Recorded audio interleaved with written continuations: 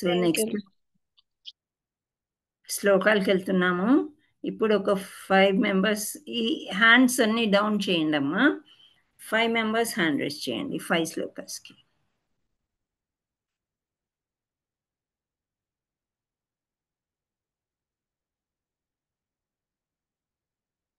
హరే కృష్ణ. ఇక్కడ నాకు మనీషా మాతాజీ రిప్లై ఇవ్వట్లేదు, శ్రావణి మాతాజీ లేరు. నాగలీల మాతాజీ మీరు పిలుస్తారా వరుసగా? మాతాజీ నేను పిలుస్తాను మాతాజీ. Sorry Mataji, current. అయ్యో, ఉన్నారా మీరు? ఎస్ మాతాజీ. ఇప్పుడు జాయిన్ అయ్యారు మళ్ళీ. ఓకే, సరే మీరు పిలవండి. స్క్రీన్ పెట్టలేదు మాతాజీ. స్క్రీన్ పెడుతున్నా. ఈ అడ్జస్ట్మెంట్ చూసుకుంటున్నామా, మరి ఎవరో ఒకరు కావాలి కదా మనకి. లే మాతాజీ, మర్చిపోయారేమని. లేదు, ఒకదాని తర్వాత ఒకటి అవుతాయి వరుసగా, వెంటనే అవ్వవు పనులు. కంప్యూటర్ అంటే మాన్యువల్ కాదు కదా, టైం తీసుకుంటుంది. 3.21. హరే కృష్ణ. చాలా మంచి శ్లోకం. శ్రావణి మాతాజీ మీరు పిలుస్తా అన్నారు, పిలవండి. టకటకా పిలవాలి, తొందరగా అయిపోవాలి. ఎస్ మాతాజీ. పిలవండి. అరుణ మాతాజీ. హరే కృష్ణ మాతాజీ, దండవత్ ప్రణామ్. యద్దాచరతి శ్రేష్ట సత్తదేవోతరో జనః సా యత్పమానం కురుతే లోకాస్తుదా ధనురత్త వర్తతే. అనువాదం. మహనీయుడైన వ్యక్తి ఎట్టి కార్యమును చేయునో వానిని సామాన్య జనులు అనుసరింతురు. తన ఆదర్శప్రాయ కర్మము ద్వారా దేనిని అతడు ప్రమాణముగా నిర్ణయించునో దానినే లోకమంతయు అనుసరించను. ఒక వాక్యం గాని ఒక పదంలో గాని చెప్పండి మాతాజీ, ఏమర్థం? మహనీయులు ఎలాంటి పుణ్యకార్యాలు చేస్తారో సామాన్య జనులు కూడా అదే ఆచరిస్తారు అని చెప్తున్నారు మాతాజీ. యథా రాజా తథా ప్రజా అని అంటారు. రాజు చేస్తే ప్రజలు కూడా అదే చేయడానికి అదే చేస్తారు. థ్యాంక్ యూ మాతాజీ. హరే కృష్ణ. 3.7 నెక్స్ట్ నాగలీల మాతాజీ. హరే కృష్ణ మాతాజీ. హరే కృష్ణ. 27. ప్రకృతే క్రియమాణాని గుణై కర్మాణి సర్వసః అహంకార విమూఢాత్మా కర్తాహమితి మన్యతే. అనువాదం. అహంకార ప్రభావముచే మోహితుడైన జీవాత్మ వాస్తవముగా ప్రకృతి త్రిగుణములచే నిర్వహింపబడును, కర్మలకు తానే కర్తగా భావించును. ఇక్కడ మనము త్రిగుణములతో ప్రకృతితో కలిసి ఉన్నాయి మన గుణములన్నీ. సో ఏదైనా కర్తము, ఏదైనా కార్యం మనం ఏమైనా పనులు చేసామనుకోండి, కర్మలను అవి నేనే చేసుకొని అనుకోవడం చాలా రాంగ్. అది అన్ని ప్రకృతి ద్వారానే నడపబడుతూ ఉంటది. అది అహంకారం కింద తీస్తుంది. సో మనం ఏది చేసినా అది జరుగుతుందనే అనుకోవాలి, అంతే. అది దానికి మనము కాదు, భగవంతుడే, శ్రీకృష్ణ భగవానుడే చేయిస్తున్నాడు మన చేత. Thank you madam. హరి బోల్. Thank you. లలిత మాతాజీ. శ్రీ భగవాను వాచ. హరే కృష్ణ మాతాజీ. శ్రీ భగవాను వాచ కామ ఏషా క్రోధ ఏషా రజో గుణ సముద్భవ మహాశనో మహాపాప్మా విద్యేనామి హవైరిణం. అనువాదం. శ్రీకృష్ణ భగవానుడు పలికెను, అర్జున, రజోగుణ సంపర్కం వలన పుట్టిన కామమే తదుపరి క్రోధంగా పరిణమించును. అదియే ఈ ప్రపంచమునకు సర్వమును హరించునట్టియు భూయిష్టమైన గొప్ప శత్రువు. అర్జునునికి చెప్తున్నట్టు రజోగుణం వల్ల కామము, క్రోధము ఇవన్నీ పరిణమిస్తాయి. దాని వల్లనే సర్వస్వం పోగొట్టుకున్న పరిస్థితి వస్తుంది. కాబట్టి అన్నిటికంటే పెద్ద శత్రువు ఈ రజోగుణం వల్ల వచ్చే క్రోధము కామము దానికే దూరంగా ఉండమని చెప్తుంది.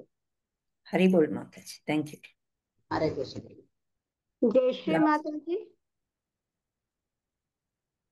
హరే కృష్ణ మాతాజీ. హరే కృష్ణ. శ్రీ భగవానువాచ ఇమం వివస్తతే యోగం ప్రోక్తవానాహమవ్యయం వివస్తవాన్ నమ్య వివస్వవ స్మనవే ప్రాహ మనురిక్షవాక్ బ్రవేత్. హరే కృష్ణ మాతాజీ. అనువాదం. దేవాది దేవుడైన శ్రీకృష్ణ భగవానుడు పలికెను, నాశనము లేని ఈ యోగ శాస్త్రమును నేను వివస్వానునకు సూర్యదేవునకు ఉపదేశించి తిని. వివస్వానుడు దానిని మానవ జాతి ప్రియమైన మానవునకు ఉపదేశించెను. మానవ జాతి పిత అయిన అంటే ఫాదర్. మానవ జాతి పిత అయిన మానవునకు ఉపదేశించెను. మనువు దానిని ఇక్ష్వాకురాజుకు ఉపదేశించెను. మనువునకు మానవునకు కాదు, మనువునకు. మనువునకు దానిని ఇక్ష్వాకు రాజునకు ఉపదేశించెను. హరి బోల్ మాతాజీ. ఒక్కొక్క అక్షరం చూసుకుని చక్కగా చదువుతున్నారు. ఇంప్రూవ్మెంట్ బాగా వచ్చిందని మనసులో అనుకున్నాను. ఈలోపు మొదలైంది. ఒక్కొక్క అక్షరం చూసి చదవండి మాతాజీ. ఓకే, హరి బోల్. అంతే కదా, ఇంకా అయిపోయింది కదా. శ్రీకృష్ణ భగవానుడు చెప్తున్నాడు. మాతాజీ. ఇంకా ఒకటి ఉందమ్మా. 5 అయిపోయినాయి కదా. హరే కృష్ణ. శ్రావణి మాతాజీ మీరు కౌంట్ చేయలేదా? ఇప్పుడు 5th శ్లోక అవ్వాలి మాతాజీ. బబితా మాతాజీని పిలుస్తున్నాను. 4 అయ్యాయి మాతాజీ. Okay, thank you. Hare Krishna మాతాజీ. హరే కృష్ణ. ఏవం పరంపరా ప్రాప్తమిమం రాజర్షయో విదుః సకాలేనేహ మహతా యోగో నష్టః పరంతప. అనువాదము. ఈ దివ్య జ్ఞానము ఈ విధంగా గురు శిష్య పరంపర క్రమమున గ్రహింపబడినది. రాజర్షులు దానిని ఈ విధంగా అవగతము చేసుకొనిరి. కాని కాలచక్రమమున ఆ పరంపర విచ్ఛిన్నమగుట వలన ఆ శాస్త్రము నశించినట్లుగా కనిపించుచున్నది. చెప్పండి, మీనింగ్ ఏంటి, అర్థమైంది ఏంటి? ఈ దివ్య జ్ఞానాన్ని గురువు శిష్యులకి చెప్పే పరంపరగా కొనసాగుతున్నదంట.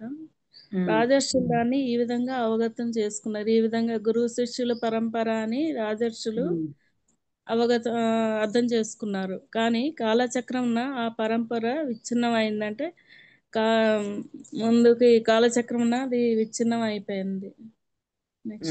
కాలచక్రంలో ఏమైపోయింది, మర్చిపోయినట్లయింది.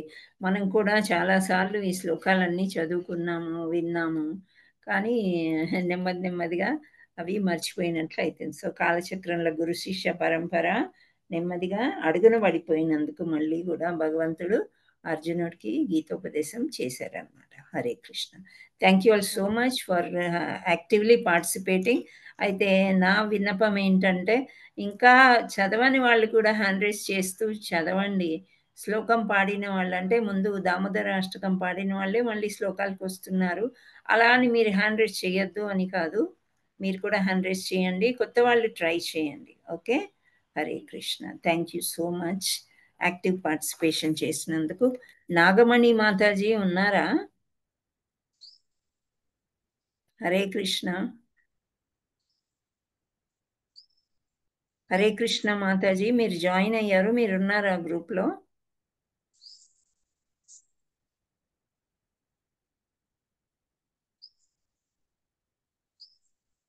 ఓకే, పలకట్లేదు. నాగమణి మాతాజీ.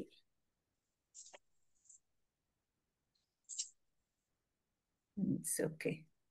మనం ఇంకా మన లెసన్లోకి వెళ్దాము. హరే కృష్ణ.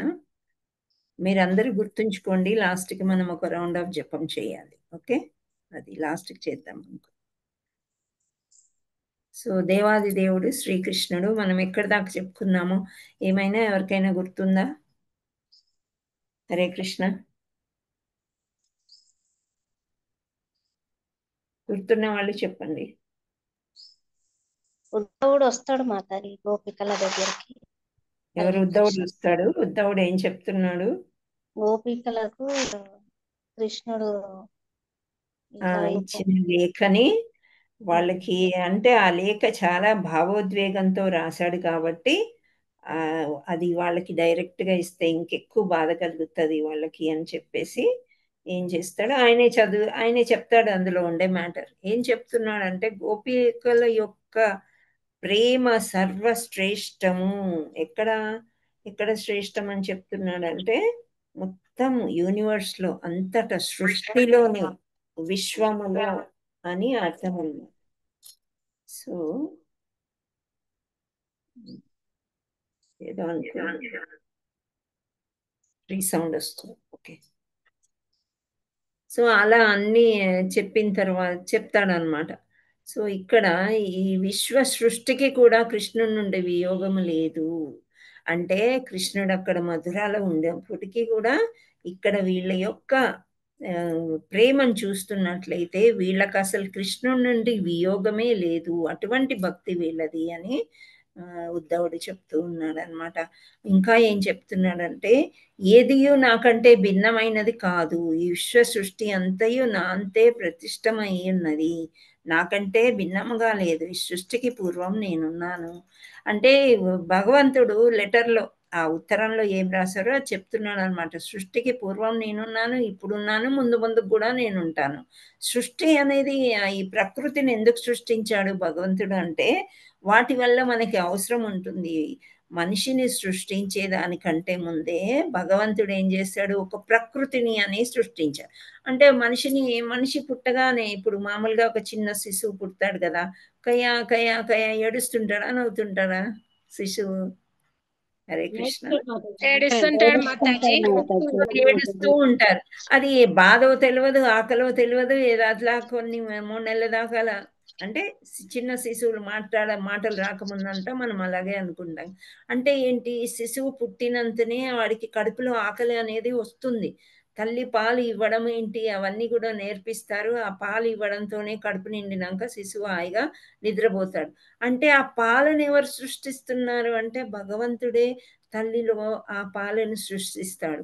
ఆ పెద్దగా అయిన తర్వాత అన్నం తినాలి కదా, అన్నంలో పప్పు వేసుకోవాలి, కూరగాయలు అవి ఇవన్నీ ఉంటాయి. సో అవన్నీ కూడా ప్రకృతిలో భగవంతుడు ముందే సృష్టించి పెట్టాడు. ఒక జింకని నేను పుట్టిస్తే, ఒక పిల్లిని, ఒక కుక్కని, ఒక పులిని, అది ఫస్ట్ ఆహారంకే ఆకలిస్తుంది. సో దానికి పూర్వమే ప్రకృతినంతా కూడా సృష్టించిన తర్వాత అప్పుడు జీవుల్ని సృష్టిస్తాడనమాట. సో ఈ సృష్టి అంతా నేనే అని చెప్తున్నాడు. ఈ అంశము వైదిక సాహిత్యము ధృవపరచుచున్నది. సృష్టికి పూర్వము నారాయణుడు మాత్రమే ఉన్నాడు, ఒక్కడే ఉన్నాడు, నారాయణుడు ఒక్కడే ఉన్నాడు. గోలోకం ఉండింది, అక్కడ హాయిగా ఉన్నారు అందరూ. కానీ అక్కడ చిన్న చిన్న తప్పులన్నీ జరుగుతున్నాయి. లేదు వీళ్ళకి కిందకు పంపించాలి, సృష్టి అనేది చెయ్యాలి అని ఆడుతూ ఆడుతూ బ్రహ్మను సృష్టించాడు. ఆ బ్రహ్మ నుంచి సృష్టికి అర్థం చేశాడు బ్రహ్మ. ఆ బ్రహ్మ నుంచి అందరూ కూడా నెమ్మదిగా మొత్తం సృష్టి అని వచ్చింది. ఆ ప్రకృతి అంతా కూడా కృష్ణుడి చేతనే సృష్టించబడింది. సో ఇక్కడ ఏమంటున్నారు, సృష్టికి పూర్వం నారాయణుడు మాత్రమే ఉన్నాడు, ఆయనకు సహాయంగా బ్రహ్మ శివుడు లేరు. ఈ సృష్టి అంతయు భౌతిక ప్రకృతి యొక్క 3 గుణములచే నిర్మితమైంది. బ్రహ్మ రజోగుణ స్వరూపుడు. అంటే రజోగుణంలో ఉండే క్వాలిటీస్ మీకు ఏమైనా గుర్తున్నాయా? రజోగుణం అంటే ఏంటి, ఎవరికి ఉంటుంది, మీకేమైనా తెలిస్తే ఒక పాయింట్ చెప్పండి ఎవరైనా. రాజులకు ఉంటుంది మేడం. క్షత్రియులకి ఎక్కువ ఉంటది అనమాట. వాళ్ళు రాజర్షులు అంటే రజోగుణము అని అంటే లీడర్స్ అన్నమాట. సో వాళ్ళు ఒక జగతిని నడిపించడానికి, ఒక రాజ్యానికి రాజులు అయ్యేవాళ్ళు అనమాట. వాళ్ళకి ఎప్పుడు అదే ఉంటది, నేను లీడరు, నేను చెప్పినట్టే వీళ్ళు వినాలి అని. సో బ్రహ్మ రజోగుణంలో ఉన్నాడు, అంటే సృష్టికర్త అయ్యాడు, ఆయనే సృష్టిస్తున్నాడు అన్నిటినీ అన్నమాట. ఈ జగత్తుకు సృష్టికర్త బ్రహ్మ అనుట కలదు. నిజన్మకు బ్రహ్మ రెండవ సృష్టికర్త మాత్రమే. ఎందుచేత రెండవ సృష్టికర్త అంటున్నారంటే ఆదిమ సృష్టికర్త నారాయణుడే. బ్రహ్మ ఎక్కడి నుండి పుడతాడో మీకు ఏమన్నా తెలుసా? హరే కృష్ణ. ఎక్కడి నుండి వస్తాడు బ్రహ్మ? బొడ్డులో విష్ణుమూర్తి నాభి నుంచి. నాభి నుండి కమలం పుడుతుంది, అందుకే కమలం అంత శ్రేష్టమైంది అని చెప్తారనమాట. సో సృష్టి పుట్టక ముందే కమలం వచ్చింది. సో అందుకే భగవంతుడికి కమలాలతోని పూజ చేస్తారు అని చెప్తారు. సో ఆ కమలం నుండి ఆ బ్రహ్మ వస్తాడనమాట. ఆ బ్రహ్మ ఎవరు సృష్టించారంటే రెండవ సృష్టికర్త బ్రహ్మ. మొదటి సృష్టికర్త నారాయణుడే. నారాయణ పరోవ్యకాత్ అని శంకరాచార్యులు కూడా విషయమును అంగీకరించెను. శంకరాచార్యులు ఎవరు అంటే శివుణ్ణి ఎక్కువగా పూజించి ఆయన ఆచార్యుడయ్యాడు అనమాట. కానీ ఆయన కూడా ఈ తత్వాలు వేదాలు అన్నీ చదివి భగవద్గీతని నారాయణుడు అంటే ఎవరు ఏంటి ఆయన కూడా ఎక్స్ప్లెయిన్ చేస్తాడు. భగవద్గీత యొక్క శ్రేష్టమైనది ఏంటి అనేది కూడా ఆయన చెప్పగలుగుతారనమాట. సో శంకరాచార్యులు కూడా ఒప్పుకున్నారు అని చెప్తున్నారు. నారాయణుడు పరాత్పరుడు, ఈ సృష్టికి అతీతుడు. సో నారాయణుడే ఫస్ట్ సృష్టికర్త, ఆ తర్వాతే బ్రహ్మని తీసుకున్నాడు అనమాట. అంటే ఇప్పుడు చూడండి, ఇక్కడ ఒక గ్రూప్ ఉంది మనకి. ఏం గ్రూపు? సత్సంగ్ చేస్తున్నాం. సో ఈ గ్రూప్లో నేను ఒక లీడర్ నాకు అప్పచెప్పారు గ్రూప్ వాళ్ళు. నేను 2-3 ఎంచుకున్నాను, కొంచెం మీరు సహాయం చేయండి నాకు అని. ఎందుకని? ఏ సమయం ఎలాగైనా వస్తే ఏమొస్తుందో తెలియదు, మేము రావచ్చు రాకపోతే, కానీ గ్రూపు క్లాసు అనేది నడుస్తూనే ఉండాలి. సృష్టి చేయాలంటే సృష్టికర్త అవసరం అన్నమాట. అన్ని నారాయణుడే చేయాలంటే నారాయణకి ఇంకా వేరే వేరే పనులు చాలా ఉంటాయి కాబట్టి ఒక్కొక్క లీడర్ని అలా సృష్టిస్తాడు. సో నారాయణుడు పరాత్పరుడు, ఈ సృష్టికి అతీతుడు. సో ఇక్కడ హరే కృష్ణ, మ్యూట్లోకి వెళ్ళండి అమ్మా ప్లీజ్. సో నెక్స్ట్, కృష్ణుడు తనను తాను వివిధ అవతారాలుగా విస్తరించి సృష్టి స్థితి లయ కార్యాలని నిర్వహించును అంటారు. సో సృష్టి చేసేది బ్రహ్మ, స్థితి చేసేది స్థిరంగా ఉండేది విష్ణుమూర్తి, లయ అంటే బ్రహ్మ విష్ణు మహేశ్వరులు అంటాం కదా, లయకారుడు ఎవరు? శివుడు. శివుడు ఏం చేస్తాడు? వినాశనం చేస్తూ ఉంటారు. ఏదైనా పుట్టింది గిట్టక మానదు అని చెప్తూ ఉంటారు. సో పుట్టిన తర్వాత గిట్టే సమయం అంతా కూడా శివుడిది, అది లయకారుడు అనమాట. సో ఇక్కడ కృష్ణుడు తనను తాను వివిధ అవతారాలుగా విస్తరించుకొని సృష్టి స్థితి లయ కార్యాలను నిర్వహించును. సర్వము కృష్ణుడే, సర్వము కృష్ణుడి పైనే ఆధారపడి ఉన్నది. సో ఇక్కడ భౌతిక శక్తి నే మాయా లేక అవిద్య అని అంటారు. సో కానీ ఆధ్యాత్మిక శక్తిలో కృష్ణుడు అడుగడుగున అన్ని పరిస్థితుల్లోనూ గోచరించును. ఈ పరిపూర్ణ అవగాహన దశ గోపికలలో మనకు కనిపించును. ఈ భౌతిక సృష్టి కృష్ణునిపై ఆధారపడి ఉన్నను, ఆయన దానికి అతీతుడుగా నుండినట్లే జీవి కూడా తన భౌతిక బద్ధ జీవితాన్ని ఎప్పుడునూ అతీతుడుగానే ఉండును. జీవుని అస్తిత్వ ప్రాతిపాదిక మీదనే భౌతిక దేహము రూపొందును. అంటే మన జీవి ఎలా ఉంటుంది అని అంటే భౌతిక బద్ధ జీవనము అంటే మనం అన్నమాట. సో ఇక్కడ భగవంతుడు అతీతుడుగా నుండినట్లే జీవి కూడా తన భౌతిక బద్ధ జీవితాన్ని ఎప్పుడు అతీతుడుగానే ఉండును అని చెప్తున్నారు ఇక్కడ. సో జీవుని అస్తిత్వ ప్రాతిపదిక మీదనే భౌతిక దేహము రూపొందును. భగవద్గీతలో ఈ భౌతిక ప్రకృతి అంతయు జీవులకు తల్లి వంటిదనియో కృష్ణుడు తండ్రి వంటి వాడని అనబడును. సో ఇక్కడ మనకి ఇప్పుడు దాకా నేను చెప్పింది అదే, ప్రకృతి లేకుండా మనం జీవించలేము. ఒక్కరోజు ఉంటాం, 2 రోజులు ఉంటాం, 3 రోజులు ఉంటాం, ఆ తర్వాత మనం గాలి లేకుండా ఉండలేము, భోజనం లేకుండా ఉండలేము, నీరు లేకుండా ఉండలేము. సో ఇవన్నీ ప్రకృతి. సో ఈ ప్రకృతిని తల్లి అంటారు. సో తల్లిదండ్రులు తల్లి వంటిదనియో కృష్ణుడు తండ్రి వంటి వాడనియో అలా చెప్తారు. తండ్రి తల్లి గర్భంలోకి జీవిని ప్రవేశపెట్టినట్లే ఈ సమస్త జీవులను భౌతిక ప్రకృతి గర్భంలో కృష్ణునిచే ప్రవేశింపబడినవి. సో ఈ ప్రకృతి తల్లి గర్భంలోనికి ఎలాగైతే శిశువు ప్రవేశించాలంటే పురుషుడి యొక్క అవి కణాలు ఎలాగైతే పురుష కణాలు అవసరమో అదేవిధంగా భగవంతుడు మనం సృష్టించే దానికంటే ముందే ప్రకృతిని సృష్టించాడు అని చెప్తున్నారు. వాటి విభిన్న కర్మాలకు అనుగుణంగా వేర్వేరు దేహాల్లో అవి జన్మించుచుండును. వేర్వేరు దేహాలు అంటే ఇప్పుడు మనం 84 లక్షల జీవరాశులు అని చెప్పుకున్నాం. సో ఒక జన్మలో చీమలాగా పుట్టి మరు జన్మలో కూడా చీమలాగా పుట్టచ్చు. అంటే 84 లక్షలు జన్మలు అని మనం చెప్పుకోలేము. మనం ఎన్ని కోటి జన్మలు ఎత్తుంటాం ఇంతకుముందు. ఒక జన్మ ఒక జీవి జన్మ 10,000 సార్లైనా ఎత్తొచ్చు, 100 సార్లైనా ఎత్తొచ్చు అన్నమాట.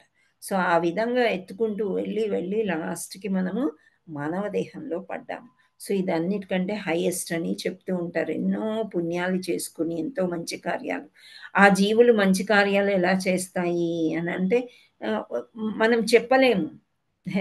ఏ విధంగా చేసున్నా ఈ భగవంతుడికే జాలి కలిగిందేమో ఆ చీమ మీద కానీ ఆ పులి మీద కానీ. మనం చిన్న చిన్న పంచతంత్ర కథలు చదువుతూ ఉంటాం కదా.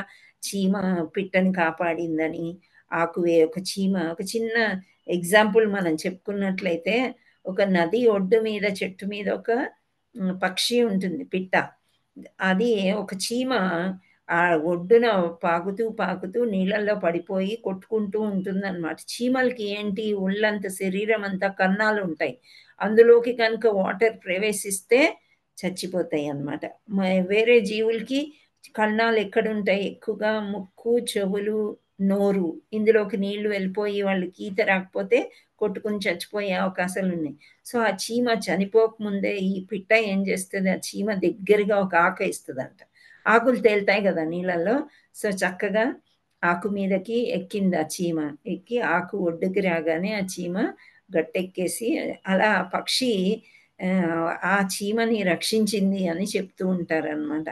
ఇది చిన్నపిల్లలు చెప్పుకునే కథలే, కానీ ఇక్కడ సందర్భం వచ్చింది కాబట్టి చెప్తున్నాను. అలాగే ఇంకొకసారి ఏమవుతుందంటే ఒక వేటగాడు ఆ పక్షి ఏదైతే చీమని రక్షించిందో గురిపెట్టి దాన్ని చంపడానికి పెడతాడంట గన్ను. అప్పుడు ఈ చీమ చూస్తుందన్నమాట, ఆ పక్షి చనిపోతుంది, నన్ను రక్షించింది కదా అని చెప్పేసి వెళ్ళేసి ఆ కాలుని గట్టిగా కుడుతుందంట. చీమ కుట్టేసరికి మనకేమవుతుంది, అమ్మ అనుకొని ఆ కృష్ణ అనుకొని ఆ చీమని దులుపుకోవడానికో ఏదో చేయడానికి పోతే దాన్ని డిస్టర్బ్ అయిపోతే పక్షి ఎగిరిపోతుందంట. సో అలా ఒకరినొకరు రక్షించుకున్నాయి అన్నమాట. సో ఇవి మనం సహజంగా ఇలాంటి కథలు రాయడం వలన మనకి ఏంటి అంటే ఆ దయాగుణం అనేది తల్లి వంటి హృదయము అన్ని జీవుల్లో ఉంటుంది అని అర్థం అన్నమాట. సో ఆ యొక్క కర్మల్ని బట్టి దేహాల్ని భగవంతుడు ఇస్తూ ఉంటాడనమాట. సో ఈ జన్మలు ఎత్తి ఎత్తి ఎత్తి ఆఖరికి మలంలో ఉండే పురుగుల్లాగా కూడా ఒక జీవి ఉంటుంది. అలాంటి జీవులన్నీ లాస్ట్కి మనకి మానవ జన్మ ఇస్తాడు. అందుచేత మానవ జన్మ సనాతన ధర్మాన్ని గుర్తించండి, భగవంతుడి దగ్గరికి వెళ్ళడానికి ఈ జన్మ వస్తుంది అని చెప్తారనమాట. సో జీవుడు ఈ భౌతిక బద్ధ జీవితాన్ని అతీతుడుగానే ఉండును అని చెప్తున్నారు. నెక్స్ట్ ఈ దేహాన్ని మనం పరిశీలించినచో జీవుడు దేహబంధం కంటే ఎట్లు అతీతుడుగా ఉన్నాడో మనం గ్రహింపగలుగుతాం. దేహము చేయు ప్రతి పని 3 ప్రకృతి గుణాలు పడి వలన కలుగును. అంటే ప్రకృతి గుణాలు మనం ఇంతకు ముందు కూడా చెప్పుకున్నాము. ఈ త్రిగుణాల వల్లనే మనము ఈ విధంగా మన లక్షణాలు ఏర్పడతాయి అని. ఇప్పుడు 3 గుణాలు ఉన్నాయి, సత్వగుణం ఉంది, రజోగుణం ఉంది, తామస గుణం ఉంది. కానీ మనం ప్రొద్దున పూట సామాన్యంగా సత్వగుణంలోనే ఉంటాం. చక్కగా పూజలు చేసుకొని శాకాహారం తింటూ పళ్ళు తిని పాలు తాగి ఏదో నడిపిస్తాం. మధ్యాహ్నము మన కార్యక్రమాలన్నీ చేసుకుంటుంటాం. కానీ లాస్ట్కి వచ్చేసరికి తామస గుణంలో ఉంటాం. ఇంకా మనకి ఇది కొంచెం రెస్ట్ అనేది అవసరం వచ్చి ఈ దేహం ఏది కోరుకుంటుందంటే వేరే వీడియోలు చూద్దాం, వేరే సినిమాలు చూద్దాం, లేదా ఈ భౌతిక ప్రపంచంలో ఏం జరుగుతుంది, వార్తలు చూద్దాము అని అలా ఇంకా నిద్రకి ఉపక్రమించుకోవడము, ఇలాంటివి జరుగుతాయి. అవన్నీ తామస గుణాలు అన్నమాట. ఏదో ఒకటి తినడము అనేది తామస గుణాలు ఉంటాయి. సో ఇవన్నీ త్రిగుణాల వల్ల మనకి కలిగేవి. క్షణంలో దేహాలు పలు మార్పులు సంభవిస్తాయి అని చెప్తున్నారనమాట. సో దేహాల్లో మార్పులు రావాలి అని అంటే ఈ త్రిగుణాల వల్లే జరుగుతూ ఉంటాయి అని. సో కానీ జీవాత్మ ఈ మార్పులకు అతీతంగా ఏకాకిగా నిలిచి ఉండును. నీవేమి చేసినా ఈ భౌతికంగా ఈ భౌతిక శరీరానికి ఏది తినిపించినా ఏమి చేసినా కానీ ఆత్మకి అంటదు. ఆత్మ ఎప్పుడు అతీతంగా ఉంటుంది. జీవాత్మ అంటున్నారు ఇక్కడ. జీవాత్మ ఎప్పుడు అతీతంగా ఉంటుంది. దాన్ని సృష్టించడం కానీ నశింపజేయటం కానీ ఏమీ జరగదు. ఎవరితో ఏమీ జోక్యం పెట్టుకోదు అని చెప్తున్నాడు. అందుచే జీవాత్మ భౌతిక దేహాల్లో చిక్కుకున్న స్వప్న, జాగ్రత్త, సుషుప్తావస్థలలో సంచరించుచుండును. సో ఈ దేహంలో ఉండే ఒక ఆత్మ స్వప్నావస్థ అంటే నిద్రలో, జాగ్రత్త అంటే మెలకులో ఉండడం కానీ, సుషుప్త్యావస్థ అని అంటున్నారు. అంటే ఇటు అటు తిరగడం కానీ, ఈ 3 అవస్థలలో మనసు పని చేయుచుండును అంటున్నారు అనమాట. సో మనసు ఎప్పుడు చంచలమైందే, ఇటు అటు తిరగడము. ఏదో సరే సాత్వికంగా ఉన్నాం కదా, పొద్దున్నుంచి చాలా చేసావు కదా, నువ్వు జపం చేసావు, క్లాస్ విన్నావు, సరే ఇప్పుడు కొంచెం రెస్ట్ తీసుకో, పడుకో అని మంచం చూపుద్ది. అలా మనకి టైం అంతా పోతుందన్నమాట. సో జీవాత్మ తన స్వప్నావస్థలో పలు దృశ్యాలు యథార్థంగా భావించును. జాగ్రత్తావస్థ పొందగానే అవి యథార్థములని గ్రహించును. అందుచేత ఒక దశలో అతనికి నిజంగా కనిపించినవి మరో దశలో యథార్థములని బోధపడును. సో స్వప్నంలో ఏవైతే మనం చూస్తామో, స్వప్నం అంటే నిద్రావస్థలో కావచ్చు, లేదా వీ కెన్ డ్రీమ్. నేను ఒక కారు కొనుక్కోవాలి, ఏముంది ఈఎంఐ ఇంతే ఉంది కదా, సరే నాకు ఇది వస్తుంది, ఇది కట్టుకో. కానీ ప్రాక్టికల్లీ వెళ్ళినప్పుడు అది చాలా కష్టమని మనకి ఇంకో దశ మనకి బోధపడును అంటున్నారు, అర్థమవుతుంది. ఈ విషయాలను గురించి అనుభవ వేదాంతి లేదా సాంఖ్యయోగి అధ్యయనము చేయను. సాంఖ్యయోగము అంటే భగవద్గీతలో 2వ అధ్యాయమును మనకి ఇవన్నీ నేర్పిస్తుంది అని చెప్తున్నారు. సరి అయిన నిర్ణయాన్ని వచ్చుటకు సాంఖ్యయోగి తీవ్రమైన తపస్సు చేయను, ఇంద్రియ నిగ్రహము సన్యాసమును అవలంబించును. సో ఈ యోగము చేయడం వల్ల ఒక యోగి ఇవన్నీ అర్థం చేసుకోవాలంటే ఇంద్రియ నిగ్రహం, ఫస్ట్ ఇంద్రియ నిగ్రహం తీసుకుంటారు వీళ్ళు, అండ్ సన్యాసం పుచ్చుకుంటారు. సన్యాసం పుచ్చుకుంటే వాళ్ళకి చాలా రూల్స్ ఉంటాయి కదా. సో సింపుల్గా ఆ రూల్స్ అన్నీ పాటించేస్తే మనము భగవంతుడి దగ్గరికి ఈజీగా వెళ్ళొచ్చు అని అలా అనుకుంటారు అని చెప్తున్నారు. జీవిత చరమ గమ్యాన్ని చేర్చి విభిన్నమైన మార్గాల్లో నదులలో సామ్యము చెప్పుదురు. కృష్ణుడు సముద్రం వంటి వాడు. నదులన్నీ సముద్రం దిశగా ప్రవహించినట్లు జ్ఞాన సాధన యత్నములన్నీ కృష్ణుని వైపుకే ప్రసరించును. సో మనం ఇక్కడ కొంచెం ఆధ్యాత్మిక జ్ఞానం అనేది సంపాదించుకుంటున్నాం. ఇవన్నీ ఎందుకు? సరే నాకు క్లాస్ చెప్పడానికి ఉపయోగపడుతుంది, లేదా నేను చదువుకోవడానికి ఉపయోగపడుతుంది, అవన్నీ కావు. మనం కృష్ణుడిని చేరే మార్గం అన్నమాట ఇది. ఇవన్నీ కూడా కృష్ణుడి దగ్గరికే తీసుకెళ్తాయి. ఏ విధంగా అంటే అన్ని నదులు, మంచినీళ్ళు, అన్ని మంచినీళ్ళ నదులు. ఎలా నదులు ఏర్పడ్డాయి అంటే వర్షాకాలం యొక్క నీరు వల్ల నదులు ఏర్పడతాయి. ఈ నదులన్నీ కూడా ఎక్కువ నీరు అయిపోయినప్పుడు ఆవిరి రూపంలో వెళ్ళింది కాకుండా పల్లంగా ఏదో ఉంటాయి, సముద్ర దిశగా వెళ్ళిపోతూ ఉంటాయి అని చెప్తున్నారు. మనం కూడా జ్ఞాన సాధన ఎంత చేస్తే అంత కృష్ణుడి వైపుకి మనం వెళ్ళగలము అని చెప్తున్నారు. వేల కొల జన్మలలో కృషి చేసిన అనంతరము ఒక వ్యక్తి చివరకు కృష్ణుని పొందగలిగినచో అప్పుడు అతడు పరిపూర్ణ దశను చేరుకొనును. సో చూడండి, ఇప్పుడు నేను ఇంతకుముందు చెప్పినవి అన్నమాట. ఎన్నో జన్మలు జన్మలు జన్మలు ఎత్తిన తర్వాత అప్పుడు భగవంతుడికి జాలి కలిగి మనకి మానవ జన్మ ఇచ్చినట్లయితే మనం మానవ జన్మలో కృష్ణుడి గురించి తెలుసుకుని కృష్ణుడి భగవద్గీతలో చెప్పినట్లు అందరూ నన్ను పొందవలనని యత్నించుచున్నారు, కానీ భక్తితో సంబంధం లేని మార్గముల అనుసరించి వారు మిక్కిలి క్లేశం నాకు గురి అగుదురు. సో క్లేశోధికరస్తేషాం అని ఒక శ్లోకం చదువుకున్నాం మనం. భక్తి మార్గాన్ని అవలింపనదే కృష్ణుడు ఎవ్వరికీ అర్థము కాడు.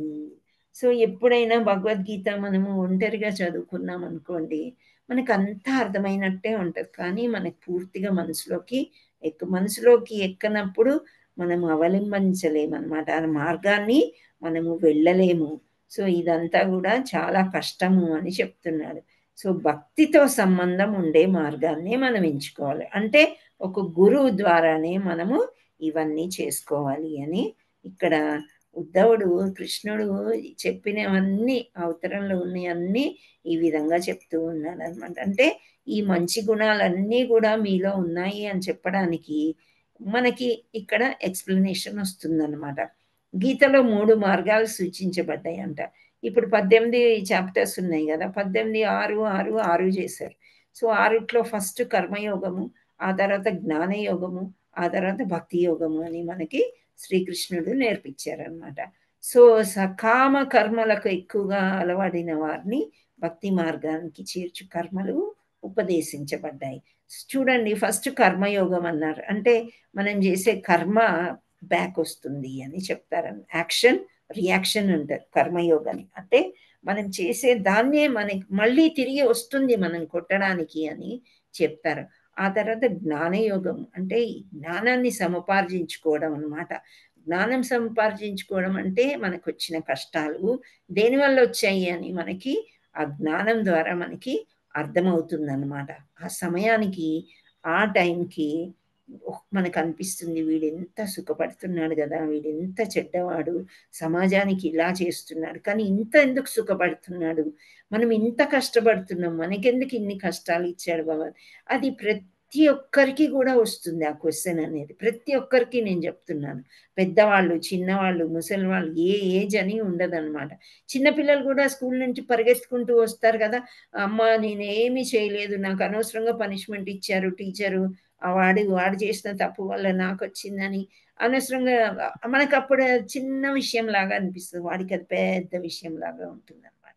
సో ఇది ఏంటి అని అంటే ఇదే కర్మము మనకి తిరిగి వస్తుంది అని ఆ జ్ఞానం మనకి ఉన్నప్పుడు ఈ కష్టం చాలా చిన్నగా అయిపోతుంది. అదే కష్టాన్ని తీసుకువెళ్ళి భగవంతుడికి ఇచ్చేయాలి. భగవంతుడా ఇది నాకు వచ్చింది, నా కర్మ వల్ల వచ్చినట్టుంది, సో మీరే చూసుకోండి, నాకు ఈ కష్టం. హరే కృష్ణ మాతాజీ, మ్యూట్ లో ఉండండి. హరే కృష్ణ. సో ఇక్కడ జ్ఞానము అనేది మనకు ఉన్నప్పుడు, అవును ఈ కష్టాన్ని దాటడానికి నాకు కొంచెం బలమయ్యే కృష్ణ, నాకు ఎట్లా వెళ్ళాలి అనేది నాకు అర్థం కావట్లేదు, సర్వధర్మ పరిత్యజ్య మామేకం శరణం వ్రజ, శరణాగతి పొందండి, నన్ను మీ ధర్మాలన్నీ నాకు ఇచ్చేయండి, నేను చూసుకుంటా అన్నాడు భగవంతుడు. అటువంటి జ్ఞానం మనకి ఈ భగవద్గీతలో దొరుకుతుంది అనమాట. నెక్స్ట్ లాస్ట్కి వచ్చేసరికి అన్ని జ్ఞానాలు అన్ని రకాలుగా చెప్పుంటాడు భగవంతుడు. చెప్పి లాస్ట్కి ఏది శ్రేష్టం అన్నాడు, భక్తి యోగమే శ్రేష్టం అన్నాడు. ఈ భక్తి యోగంలో మళ్ళీ రకాలు ఉన్నాయి. ఎలా అంటే కనిష్ట, మధ్యమ అండ్ ఇంకోటి ఏంటి లాస్ట్ది? హరే కృష్ణ. హరే కృష్ణ. ఉత్తమ. సో ఇక్కడ గోపికలు ఉత్తమ భక్తులు అని చెప్పడానికి ఇంత చెప్తున్నారు అన్నమాట. ఓకే, సో ఇక్కడ భక్తి యోగమే ఉత్తమము అని లాస్ట్ చెప్పారు. ఏంటి, కర్మ చేయడం అంటే పనులు చేయడం అన్నమాట.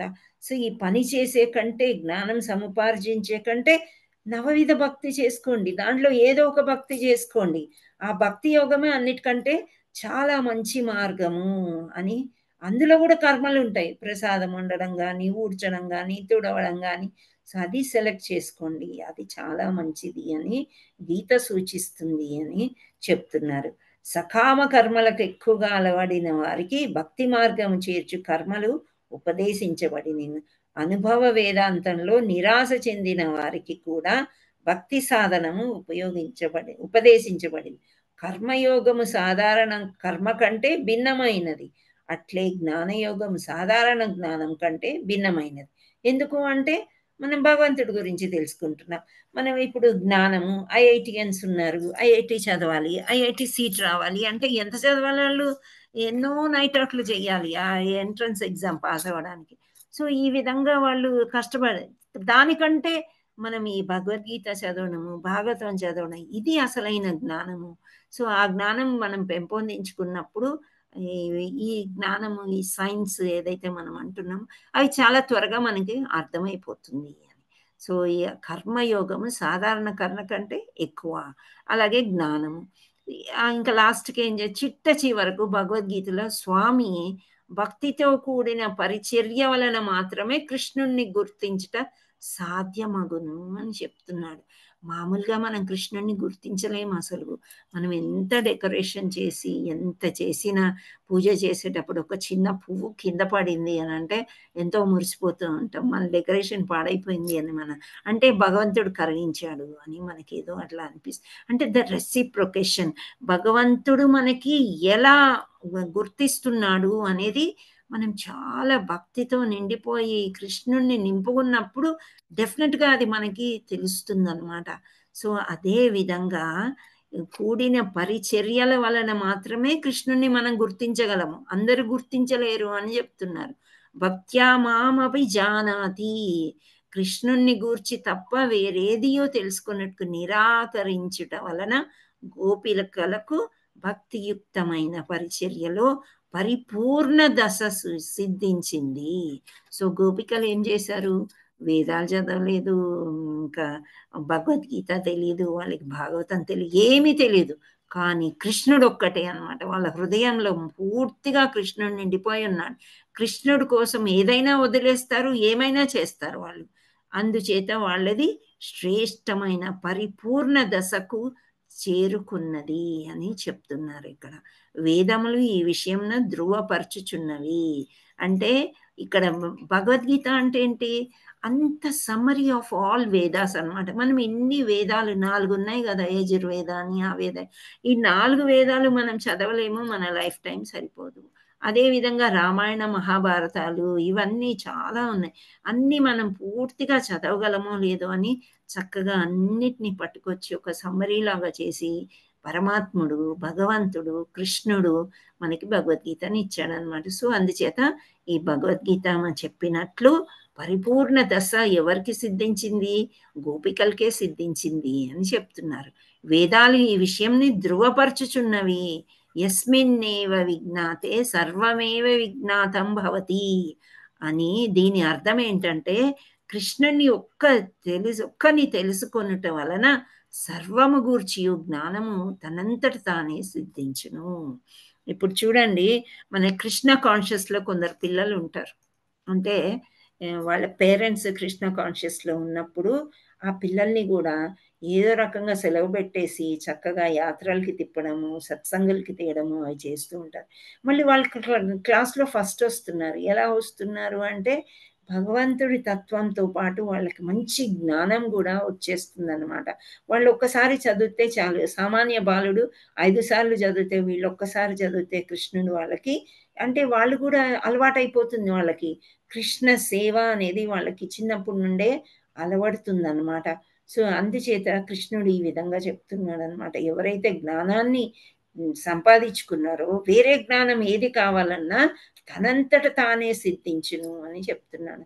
కృష్ణుడు సందేహంలో ఇంకా కూడా ఇలా అంటున్నాడు, కేవలం గూర్చిన ఆధ్యాత్మిక జ్ఞానం ఇంకా మీకు అవసరమే లేదు. జననమాదిగా మీరు నన్ను ప్రేమించుటకు అలవాటు పడిరి. సో ఇక్కడ గోపికల్ని మనం గుర్తు చేసుకోవాలంటే గోపికలు ఎవరు అని చెప్పుకుంటాము? పూర్వ జన్మలో ఎవరు వాళ్ళు? త్రేతాయుగంలో ఋషులు మాతాజీ. Yes, very good. యంగ్ ఋషులు అన్నమాట. వీళ్ళందరూ ఏంటి, రాముడు వెళ్తుంటే ఇంత మోహితులు అవుతారంటే, ఒక మగవాడిని చూసి మోహితుడు అవడం అంటే చూడండి, అంత సుందరాంగుడు అన్నమాట రాముడు, అంత మంచివాడు. సో మాకు ఎలాగైనా మీ సాంగత్యం కావాలి అని వారు కోరుకోవడంలో ఈ జన్మలో నేను ఏకపత్ని వ్రతుడను, వచ్చే జన్మలో మీకు ఆ కోరిక తీరుతుంది అని చెప్పడంతో వాళ్ళందరూ గోపీ స్త్రీలు అవుతారనమాట. సో అంటే వాళ్ళకి ఆల్రెడీ ఋషులు కాబట్టి జ్ఞానం ఉంది, వాళ్ళకి లేదు అని కాదు, జ్ఞానం ఉంది కాబట్టి ఈ జన్మలో ఇంకా వాళ్ళకి జ్ఞానం అవసరం లేదనమాట. ఒక్క ప్రేమమయంగా ఉంటారు అంతే, ప్రేమించడం ఒకటే వాళ్ళకి వస్తుంది. సో వాళ్ళకు సత్యము గూర్చి జ్ఞానం, ముఖ్యంగా ఐహిక బంధాల నుండి విముక్తి కోరు వారికి అవసరమగును. కానీ కృష్ణునిపై ప్రేమ సాధించిన వ్యక్తికి మోక్ష పదవి అంతకు ముందే సిద్ధించును. ఇంకా కృష్ణుడంటే ప్రేమ ఎక్కువైపోయిన వాడు మోక్షాన్ని కూడా అడగడు అనమాట. ఎందుకు, ఇంకా ఇక్కడే కృష్ణుడు ఉన్నాడు, పిలవగానే వస్తున్నాడు, నేను పెట్టింది తింటున్నాడు, నేను చేసిందంతా మెచ్చుకుంటున్నాడు, కృష్ణుడు నాతోనే ఉంటున్నాడు, నాకు ఈ ఐహిక బంధాల గురించి ఇంత బాధ కూడా లేదు, నాకు ఎప్పుడు కృష్ణుడితోనే ఉన్నట్టుంది అన్నవాడికి ఇంకా మోక్షమే అవసరం లేదు, గోలోకమే అవసరం లేదనమాట. సో ప్యూర్ భక్తులు ఎప్పుడైనా కృష్ణుడితో ఉండాలనుకుంటారు, కానీ నాకు మోక్షాన్ని ఇవ్వు, నేను గోలోకానికి వెళ్ళిపోవాలి, ఇక్కడ బాధ నేను పడలేను కృష్ణ అని వాళ్ళకి ఉండదు. ఎప్పుడు భగవత్ సేవకే అంకితమయ్యి ఉంటారు అని చెప్తున్నారు. సో ఆధ్యాత్మిక మోక్ష పదవిని సాధించిన ఉన్నట్లు పరిగణింపవలెను. గోపికలకు నిజంకు భౌతిక జీవితం సంబంధించిన బాధలేమీ లేవు, కృష్ణునితో విరహం వలన వారు బాధపడుచుంది. అందుకే కృష్ణుడు అలా చెప్తున్నాడు అనమాట. ఏమని చెప్తున్నాడు? ప్రియమైన గోపికలారా, మీకు నా పట్ల గల అత్యద్భుతమగు ప్రేమను మరింత పెంపొందించుకుంటే కావలేను. నేను మీ నుండి దూరమైతిని, మీరు నిరంతరము నా ధ్యానంలో మునిగి ఉండుటట్లు చేయుటకే నేను ఈ పని చేసి తిని. ఇక్కడ చూడండి, ఇప్పుడు ఎలా ఉందంటే, పిల్లల్ని పట్టుకుంటాం మనం, ఇంట్లో చదవట్లేదు, వాడు టీవీ చూస్తున్నాడు, నాన్న గారాబం చేస్తే అమ్మ కొడుతుంది, అమ్మ గారాబం చేస్తే నాన్నకు చాలా ఆఫ్ డిస్టర్బెన్సెస్. అయితే వీడు ఐఐటి సీటు అది ఇది కొట్టాలి, నీట్లో మెడికల్ సీట్ రావాలంటే hostel is the best thing అని అనుకుంటారా లేదా పేరెంట్స్? అంటే ఫ్యామిలీ నుండి కొంచెం దూరం అనమాట. దూరం పెట్టేసరికి వాడికి ఇంకా వేరే ఆలోచన ఉండదు, చదువులోనే ఉండి ఆ సీటు కొడతాడేమో. అదే విధంగా కృష్ణుడు ఇక్కడ గోపికలతో ఏమంటున్నాడంటే, మీరు నాతో ఉన్నట్లయితే ఆ కొంచెం రాసలీలా చేయడము, ఇది చేయడం, అది కానీ మొత్తం 24 గంటలు కూడా ధ్యానంలో ఉండాలి అంటే నేను మీ దగ్గర నుండి దూరం అవ్వాలి. వియోగంలోనే ధ్యానంలో మునిగిపోతారు, అందుకే నేను ఈ పని చేశాను, నేను వెళ్ళిపోయాను అని చెప్తూ ఉన్నారు. సో ఇక్కడ గోపికలు ధ్యానంలో పరాకోటిని అందుకొనిరి అంటే వాళ్ళకి పరా తప్ప ఇంకా అపరా ఏమీ లేదని, అంటే ఇక్కడ లోకం ఏమీ లేదు, పరలోకం గురించే వాళ్ళు ఆలోచిస్తున్నారు. అంటే భగవంతుడి గురించే ఆలోచిస్తారనమాట. ఇంకా ఏ పని చేసినా కృష్ణుడే. కృష్ణుడికి వెన్న అంటే ఇష్టము, కృష్ణుడికి మజ్జిగ అంటే ఇష్టము, కృష్ణుడికి పాలంటే ఇష్టం, ఈ పాయసం కృష్ణుడికి ఇష్టము, ఇది ఇలా తినేవాడు, అది అలా తినేవాడు, ఇంక ఇదే ధ్యాస అనమాట. వాళ్ళు ఇద్దరు చేరినా అదే ధ్యాస, నలుగురు చేరినా అదే ధ్యాస, అందరు కూడినా కానీ కృష్ణుడి గురించి ఆలోచన తప్ప వేరేదేమీ లేదు. యోగులు సాధారణంగా భక్తిపూర్వకమైన భగవత్ సేవ చేయుట కంటే ధ్యాన నిమగ్నతను ఎక్కువగా అభిలషింతురు అని చెప్తున్నారు. అవును కదా, యోగులు ఇప్పుడు కొందరు ఏంటంటే, నేను ఈ సేవ చేస్తా పరిగెడతారు, పొద్దున్నే లేచిపోయి స్నానాదులు ముగించుకొని నేను ఈ సేవ చేయాలి, ఈ సేవ చేయాలి అనుకొని ఊడ్చడానికి, కొందరు తుడవడానికి, అండ్ భగవంతుడిగా అభిషేకం చేసే అలంకరించడానికి అని వాళ్ళకి ఇష్టం ఉన్న సేవలకి వాళ్ళు పరిగెడతారు. కానీ ఒక యోగి ఇలాంటి సేవల్ని ఏమీ ఆశించాడు, ఎందుకంటే పూర్వం చేసి ఉన్నాడు. ఆయనకి ఏదైనా మనశ్శాంతిగా ఉండి భగవద్ ధ్యానంలో ఉండడమే చాలా ఇష్టపడుతూ ఉంటారంట. అంటే ఈ గోపికలు కూడా అదే ధ్యానంలో ఉండాలి అని శ్రీకృష్ణుడు అనుకున్నాడనమాట. ఇక్కడ ఒక చిన్న విషయం చెప్పుకోవాలంటే, గౌర్ కిషోర్ బాబా దాస్ అని ఉన్నారు. ఆయన ఏంటంటే ఎప్పుడు ఎవరికి కూడా దీక్ష ఇవ్వడానికి కూడా ఆయనకి ఇష్టం ఉండదంట. అంటే ఇప్పుడు దీక్ష ఇవ్వాలంటే ఆ శిష్యుల్ని కనిపెట్టుకొని ఉండాలి, ఆ నా శిష్యులు అనేది ఒక అహంకారం వస్తుంది ఫస్ట్, ఆ తర్వాత వీళ్ళు సరిగ్గా చేస్తున్నారా లేదా, మళ్ళా శిష్యరికం, ఒక లీడర్ నేను ఎందుకు, నాకొద్దు, నేను అలాంటివి ఏమి చేయనని చెప్పేసి ఒక్కొక్కసారి ఆయన బాత్రూంలో పోయి కూడా ధ్యానం చేసుకునేవాడంట. డిస్టర్బెన్స్ అంటే ఆయనకి ఇష్టం లేదనమాట. కానీ అదృష్టవశాత్తు ఆయన ఎవరికి గురువు అయ్యారు అంటే, మన శ్రీల ప్రభుపాదుల వారి గురువు ఎవరు? ఎవరైనా భక్తి చెప్పగలరా? సిద్ధాంత సరస్వతి. సిద్ధాంత Saraswati Thakur. Very good, very good. ఆయనకి గురువు అయ్యారు ఆయన. ఎందుకంటే ఈ భక్తి సిద్ధాంత వినోద సరస్వతి ఠాకూర్. వాళ్ళ ఫాదర్ ఆయన గురువు అన్నమాట. లేదు ఇక్కడ నుండే నువ్వు దీక్ష తీసుకోవాలని. ఆ దీక్ష తీసుకోవడానికంట ఎవరిని అంగీకరించారు కదా. సో అప్పట్లో వీళ్ళకి బాత్రూమ్లు అవి ఇవి 18 కదా, 18లోనో 19లోనో, 19 కూడా కాదు 18లో. సో 18, 16 ఆ ప్రాంతంలో అన్నమాట. ఆయన మల విసర్జన చేసేటప్పుడు ఈతను వెళ్ళి సరస్వతి సిద్ధాంత పండిత్ ఈయన వెళ్ళి శుభ్రం చేసేవాడంట ఆ ఏరియాని. ఎందుకంటే మరుసటి రోజుకి ఆయనకి బాగా ఉండాలని చెప్పేసి. సో ఎవరు ఇట్లా నా వెనకాల ఇంత సేవ చేస్తున్నారు అని చెప్పి ఆయనకి మనసు కరిగి అప్పుడు ఆయనకి దీక్ష ఇవ్వడం అనేది జరుగుతుందంట. సో అలా ఉంటారనమాట యోగులు అంటే. అసలు ఆయన ఎలా ఉంటాడు, ఒక గోచి బట్ట తప్ప ఇంకా వేరే బట్టలు కూడా ఆయన ఏమీ వేసుకోరనమాట. మనకి ఫస్ట్ వచ్చే గురువు ఆయన. అలా వరుసగా పరంపరగా వచ్చినట్లయితే మనకి శ్రీల ప్రభుపాదుల వారు వస్తారనమాట. సో ఆయన చాలా శిష్యుల్ని చేశారు కాబట్టి మనకి గురు మహారాజులు చాలా ఎక్కువ మంది ఉంటారు. ఆ గురు మహారాజ్ కింద మనము దీక్ష తీసుకుంటాం అన్నమాట. సో ఆ విధంగా ఉంటారు యోగులు అంటే. సో వాళ్ళకి ఏమైనా ధ్యానం చేయడమే ఇష్టం అన్నమాట. అంతకంటే మించింది ఏమీ ఉండదన్నమాట. సో యోగా విధానం పరమసిద్ధిని సాధించుటకు యోగా మార్గంలో పరిణితి పొందుటకే తోడ్పడగలదని వారు ఎరుగుదురు. సో వాళ్ళు నిర్మానుషమైన ప్రదేశాలకు వెళ్ళి రకరకాల యోగాల్ని కనిపెట్టుకొని అందులో ఉంటేనే వాళ్ళ ఆహారం కూడా గాలే వాళ్ళకి ఆహారం. ఏదో ఒక పండో ఫలమో ఏదో తింటారు అంతే తప్ప ఎక్కువగా తిండి మీద కూడా వాళ్ళకి ధ్యాస ఉండదు. వాళ్ళ ఇష్టాలు ఈ విధంగా ఉంటాయి. సో గోపీస్ కూడా నిరంతరంగా కృష్ణ ధ్యానం చేయాలంటే అది ఒక యోగమే అని భగవద్గీత ధృవపరచుచున్నది అని చెప్తున్నారు. స్త్రీల మనస్తత్వం కృష్ణుడికి బాగా తెలుసు.